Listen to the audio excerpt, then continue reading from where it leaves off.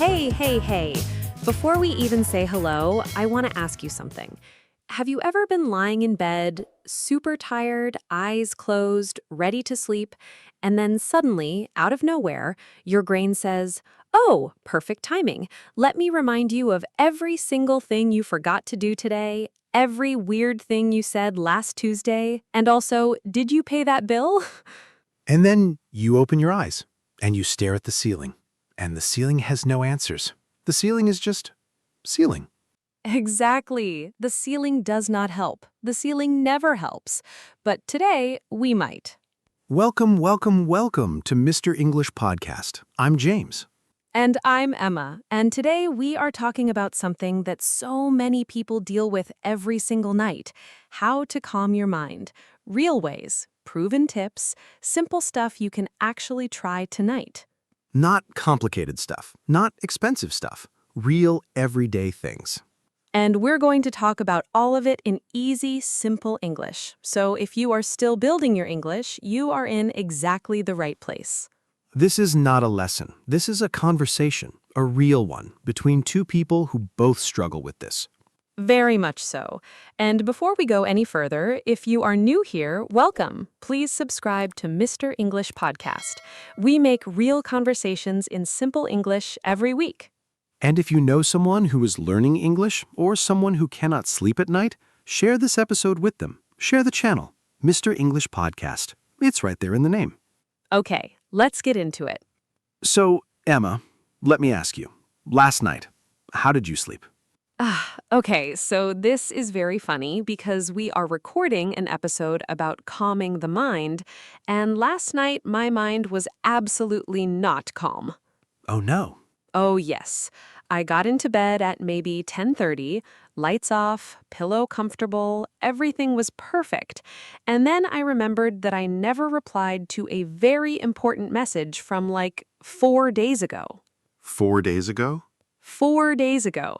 My brain saved it, stored it, waited for the perfect moment, and then at 10:30 at night, when I cannot do anything about it, my brain said, "Hey, remember this? You forgot."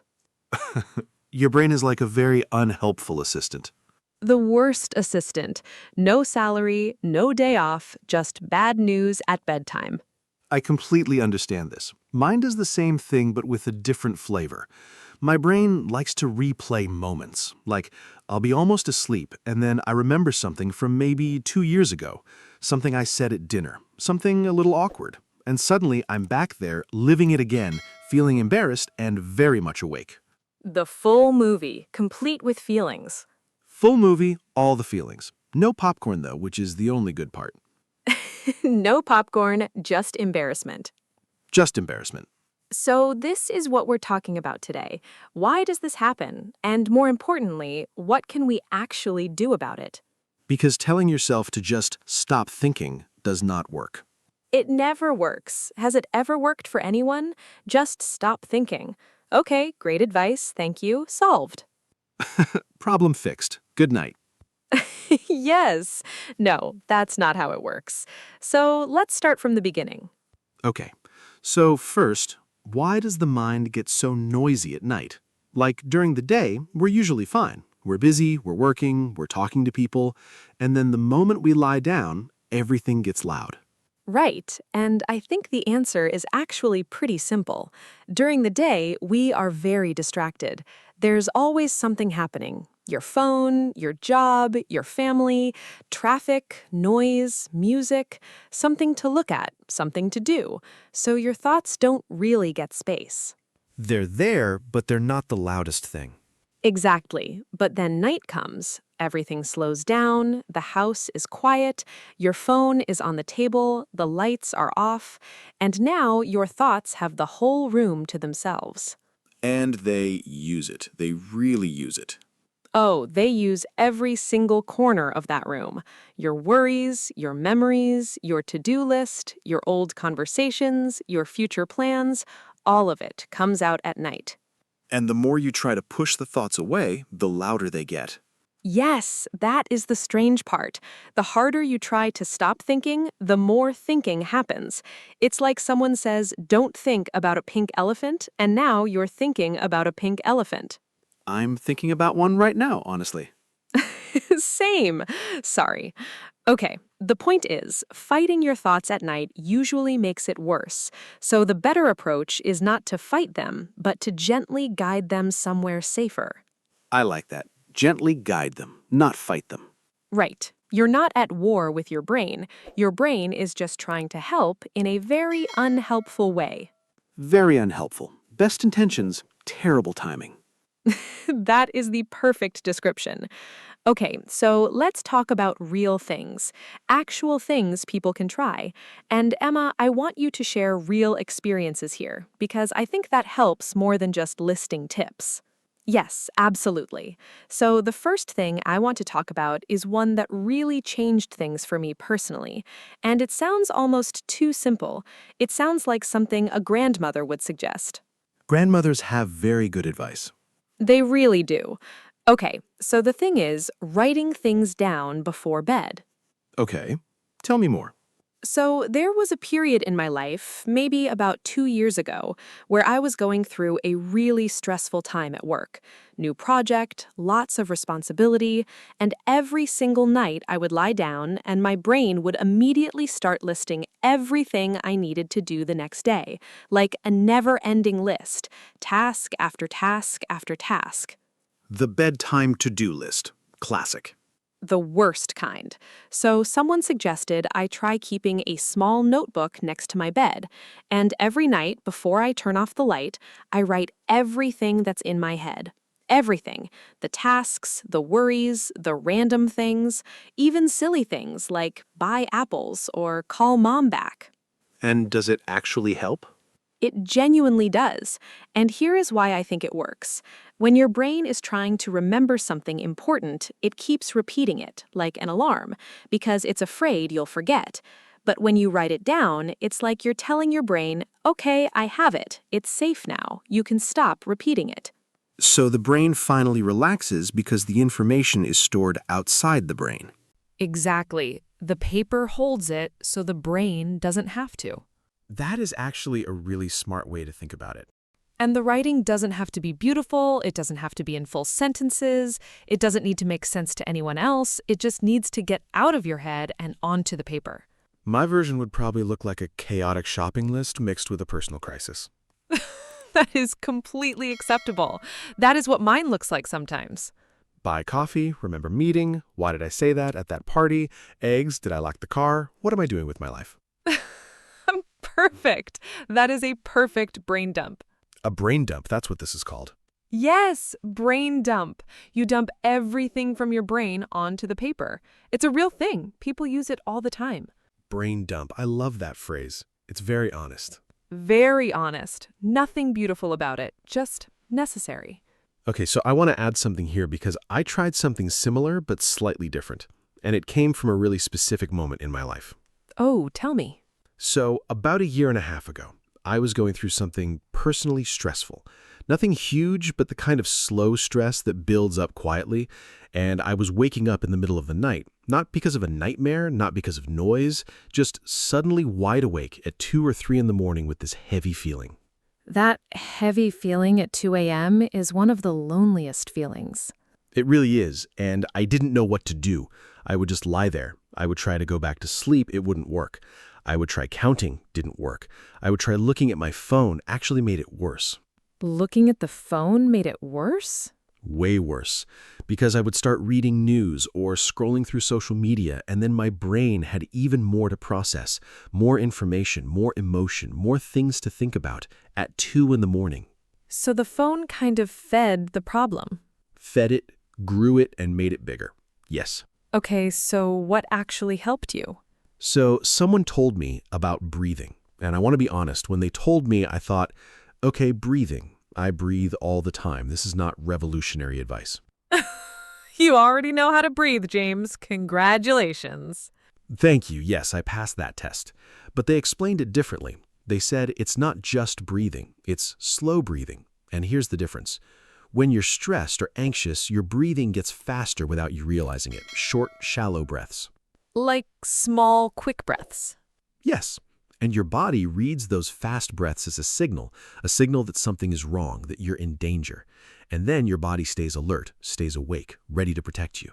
So your breathing is actually communicating to your body the whole time. Exactly.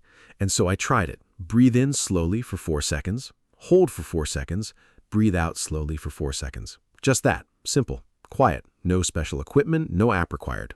And did it work? The first night, not perfectly, I won't lie. But after a few nights of trying it, I noticed I was falling back to sleep faster, and more importantly, that heavy panicked feeling at 2 a.m. started becoming a little smaller. That's meaningful progress. Small but real, and that's all I needed, something small and real. Can we talk about something that I think a lot of people don't want to admit? Oh, this sounds interesting. So we mentioned phones already, and I want to come back to that because I think the phone situation is more complicated than just phones are bad, put them away. Okay, I agree with that. Because I've had conversations with people who say, I watch a comfort show before bed and it helps me relax, or I listen to something familiar and it helps me fall asleep, and those things can be valid. Right, not every phone use before bed is the same. Exactly. But here's what I noticed in my own life. There's a very big difference between intentional phone use and mindless phone use. Can you explain that? Okay, so intentional means you choose something specific. You say, I'm going to watch one short calm video and then I'm putting the phone down. You have a plan. You're in control. Okay. Mindless is when you open the phone with no plan. You just start scrolling. One video becomes 10, one news article becomes 20, and suddenly it's midnight and you've read about 3 different disasters happening in 3 different countries and your heart is racing. And now you feel anxious about things you cannot change at midnight. Exactly. And I have done this so many times. I open my phone meaning to check one thing, and 40 minutes later, I'm reading about something stressful, and I'm now fully awake, and my brain is spinning. This is called doom scrolling, right? Yes, doom scrolling. When you keep scrolling through bad news or upsetting content, even though it makes you feel worse. And it's almost like you can't stop even when you know you should. That's what makes it strange. You know it's not helping, you know you should put the phone down, but the scrolling continues. I think it's because each new thing gives you a tiny feeling of curiosity, like what's next? And that tiny feeling keeps you going even when the content itself is stressful. So the phone at bedtime can be a sleep killer, but not always. It depends on how you use it. Right. The question I ask myself now before I pick up my phone in bed is, am I choosing this intentionally or am I just doing it automatically? And that small question has honestly changed a lot for me. That's a good question. Am I choosing this or just doing it automatically? Yes, and sometimes the honest answer is just habit. And when it's habit, I try to put the phone back down. I need to practice that more. We both do. It's an ongoing process.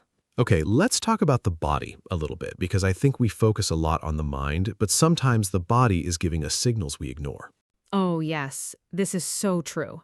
So I had this experience a while ago. I was going through a very busy period, working long hours, not sleeping well, and I started noticing something.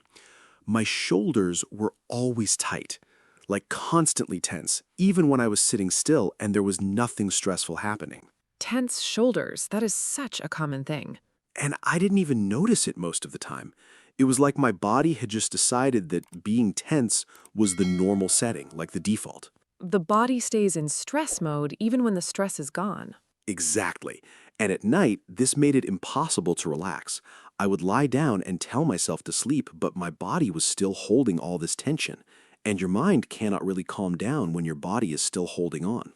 So what did you do? So I learned something called a body scan. And again, it sounds more complicated than it is. Okay, explain it simply. Very simple. You lie down, you close your eyes, and you slowly move your attention through your body, starting from your feet. You notice how your feet feel. Are they tight, relaxed, cold, warm? You're not trying to fix anything, you're just noticing. Just paying attention. Yes. Then you move up, your legs, your stomach, your chest, your shoulders, your hands, your jaw. And what happens is you start noticing where you were holding tension without realizing it. And just noticing it helps? Surprisingly, yes, because once you notice it, you can release it a little. Like I would get to my shoulders and realize they were up near my ears, basically. Shoulders near your ears. Very much so.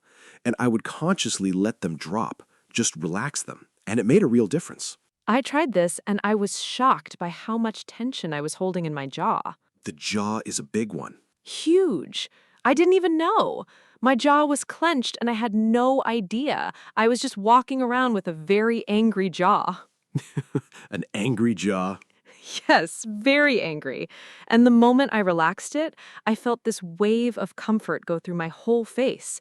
Like, oh, this is what relaxed feels like. I forgot.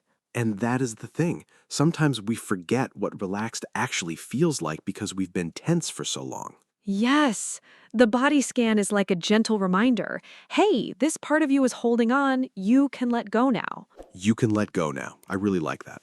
Can we talk about something a little deeper for a moment? Because I want to be honest with the listeners. Of course, go ahead. So, all the things we've talked about, the brain dump, the breathing, the body scan, limiting phone use, these are all genuinely useful things.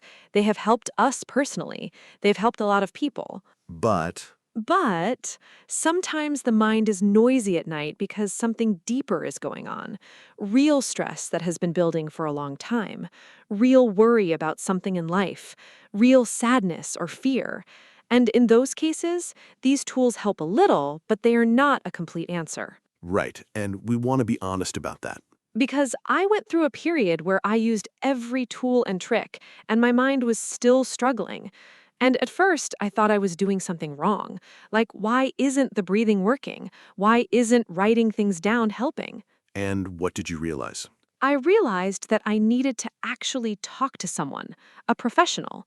Not because I was broken, not because something was terribly wrong, but because I had emotions and worries that were bigger than a notebook could hold. And reaching out for that kind of help is not a sign of weakness. No, it's actually one of the most intelligent things a person can do, knowing when you need more support. We are two people with a microphone. We are not doctors, we are not therapists, and we want to be very clear about that. The tips we share are everyday tools. They are gentle support. But if someone is lying awake every night feeling heavy fear or deep sadness, please speak to someone who is trained to help with that. There is no shame in needing more than breathing exercises. Absolutely no shame. Real life is complicated, and real help is out there. Okay, I'm glad we said that. Now let's bring it back to practical and everyday. Yes, let's keep it real and practical. So let's talk about the environment, the actual physical space where you sleep, because I think this matters more than people realize. Oh, I have very strong feelings about this. I know you do. So, light. Let's start with light. Even small amounts of light in the bedroom can make it harder to fall asleep. And I mean really small amounts, like the tiny light from a power strip, the glow from a phone charger, the light coming under the door from the hallway. Really? That little bit? That little bit. Because your brain is very sensitive to light at night. Light tells your brain it's still daytime, stay alert, don't sleep yet. So even a little bit of light sends the wrong message to the brain. Yes, and I noticed this in my own home. I got blackout curtains. These are curtains that completely block outside light. And honestly, the first night I used them, I slept so much deeper. I was surprised. I tried this too, and I could not believe the difference. It's like the room says night is real, sleep is allowed, and the brain finally agrees. What about sound? Because some people like silence and some people like background noise. Yes, this is very personal. I personally cannot sleep with complete silence. It feels too empty to me. Something about perfect silence makes every small sound seem huge. Like you hear your own heartbeat. Exactly. I hear every tiny thing. A car outside, the refrigerator, my own breathing. It becomes almost uncomfortable. So what do you do? So I use what people call white noise. It's a soft, steady sound, almost like a fan or like rain, It's not music, it's not talking, just a soft, constant sound that fills the room. And that helps? For me, yes, because it covers the small, unexpected sounds. So instead of hearing a random noise and having my brain suddenly go, "What was that?" my brain just hears a steady, calm sound and stays calm. I'm the opposite. I need pretty quiet. But what I do is I wear earplugs sometimes, especially if there's noise from outside. Earplugs work for you? So well. I resisted them for years because I thought they'd be uncomfortable. But once I tried them, I was like, where have you been my whole life? Earplugs changing lives. Quietly changing lives. Very quietly. That's the best joke you've made all episode. Thank you. I'm proud of that one. Okay, I want to talk about something that I think gets ignored, and that is what you do in the hour before bed. Not just what you avoid, but what you actually do. The hour before bed as a preparation time. Exactly. So most advice focuses on stop doing this and don't do that. Don't use your phone. Don't drink coffee. Don't watch stressful things. And those avoidances are valid. But it leaves you thinking, well, then what do I do? Right. So I started thinking about the hour before bed as a slow down time, and I started building very small, very simple rituals. What kind of rituals? So for me, it starts with making a warm drink, not coffee, obviously, usually chamomile tea or warm water with honey. The grandmother approach. The grandmother approach. And you know what? Grandmothers are right. There is something about a warm drink in a quiet kitchen that signals to my body that the day is winding down. Winding down, like the energy is slowly turning off. Yes. And then I usually do some very gentle stretching. Not exercise, not anything that gets my heart rate up. Just slow, easy stretches. My neck, my back, my legs. Just moving a little and releasing tension. How long does this take? Maybe 10 minutes, sometimes less. I'm not very disciplined about the time, but even 5 minutes of gentle movement tells my body, okay, we're slowing down now. That's really manageable. 10 minutes. And then I do the writing I mentioned earlier, my brain dump, get everything out of my head and onto the paper. And by that point, I've had a warm drink, I've moved my body gently, and I've emptied some of the noise from my head. And I'm usually genuinely ready for sleep. That sounds like a real routine. Not complicated, not expensive, just intentional. Yes, intentional is the key word. I'm not just falling into bed hoping sleep happens. I'm actively preparing for it. I think many people treat sleep like it should just happen automatically, and then they're frustrated when it doesn't. Yes, but if you think about it, we prepare for everything else. We prepare for work, we prepare for meals, we get ready. Sleep deserves the same kind of preparation. That's a really interesting way to look at it. Sleep deserves preparation. Okay, I want to share something that helped me that is a little different from what Emma shared, and it might sound strange at first. Oh, I love when you say that. It means something interesting is coming. So, when I have racing thoughts at night, those fast-jumping thoughts that won't stop, I used to try to silence them, push them away, ignore them, and, as we mentioned, that makes them louder. Fighting the thoughts. Yes. So instead, I started doing something different. I started acknowledging the thoughts, not acting on them, not solving them, just noticing them. What does that look like? So a thought comes. Let's say, did I make a mistake at work today?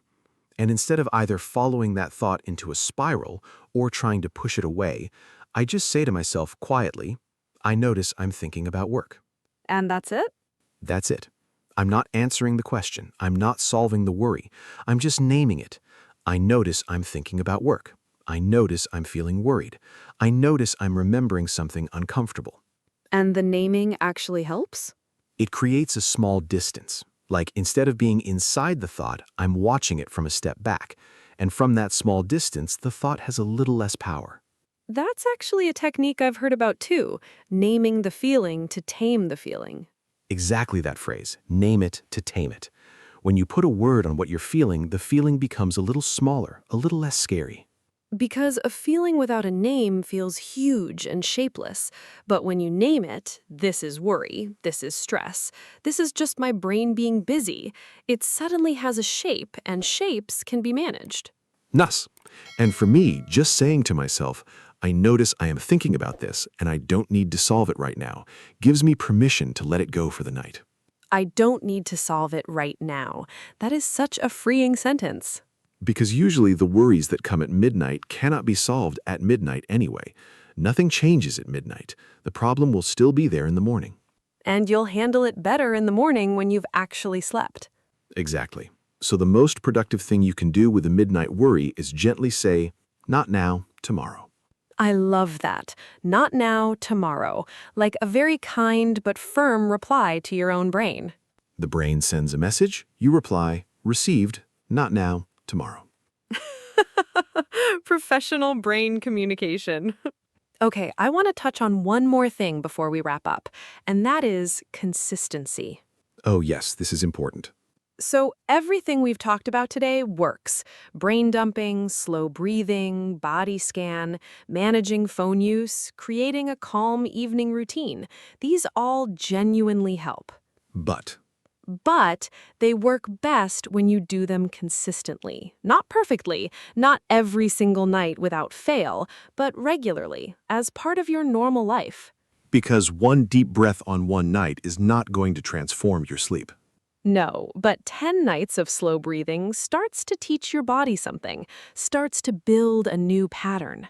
And the same with the writing. Yes, the first night you do a brain dump, your mind might still race a little. But the 10th night, the 20th night, your brain starts to trust the process, starts to expect it, and starts to relax into it. So we're building habits, slow, small habits. Small habits that add up. That's really what calming the mind comes down to. Not one big, dramatic solution, but small, consistent actions over time. And being patient with yourself. Very patient. There will be nights where nothing works, where you try everything and still lie awake. And those nights are allowed. Yes, they're allowed. They don't mean you failed. They don't mean the techniques don't work. They just mean some nights are harder. And that's part of being human. And on those nights, maybe you just rest. Even if you're not sleeping, resting your body in a comfortable, quiet, dark room is still valuable. Rest is not wasted time, even when sleep doesn't come. Exactly. Sometimes the kindest thing you can do for yourself at 2 in the morning is just to lie quietly and say, it's okay, I'm resting.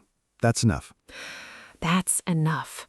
2 words that are harder to say than they sound. For a lot of us, yes. We always feel like we should be doing more, achieving more, fixing more, even at 2 in the morning. But at 2 in the morning, being quiet is enough. Resting is enough.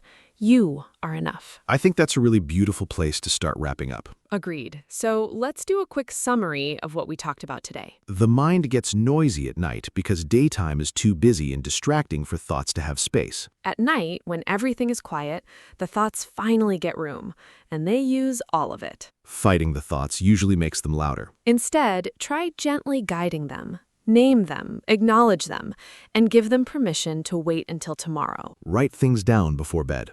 A brain dump.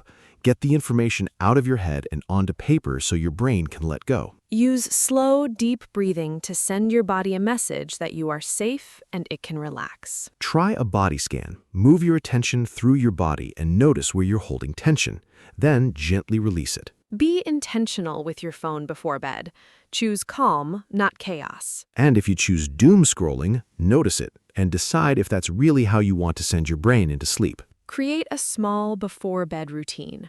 A warm drink, gentle movement, writing, something that signals to your body that the day is ending. Make your sleeping space comfortable. Reduce light, manage sound, create an environment that tells your brain sleep is welcome here. Be consistent. Small actions over time create real change. Be patient with the process and with yourself. And if the struggle feels bigger than these tools can handle, please reach out for real professional support.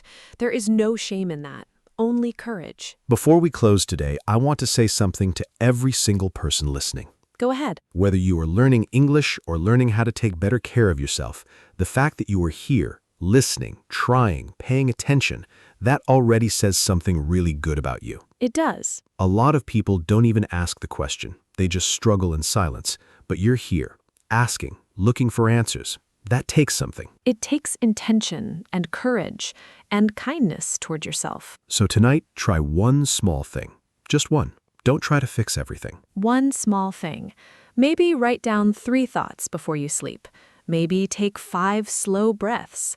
Maybe put your phone on the other side of the room. Small, simple, real. And see what happens. Thank you so much for spending this time with us today. We love making this show for you. And if this episode helped you, even just a little, please subscribe to Mr. English Podcast. It helps more people find us. And share this episode with someone you know, someone who lies awake at night, someone who is learning English, someone who needs a little comfort and a little practical advice. Share the channel, Mr. English Podcast, because everyone deserves a cozy, easy place to learn and grow. And before you go, we really want to hear from you. Tell us in the comments. What happens in your mind at night? What do your racing thoughts like to talk about? What trick have you tried that actually helped? Share your experience. We read every comment, and we love knowing that this conversation continues even after the episode ends. Because you are not alone in this. Whether it's the embarrassing memory from 3 years ago or the forgotten email from last week, someone else is lying awake thinking about the exact same kind of thing. And maybe knowing that makes tonight just a tiny bit easier. Just a tiny bit. That's enough. Good night, English learners. Sleep well.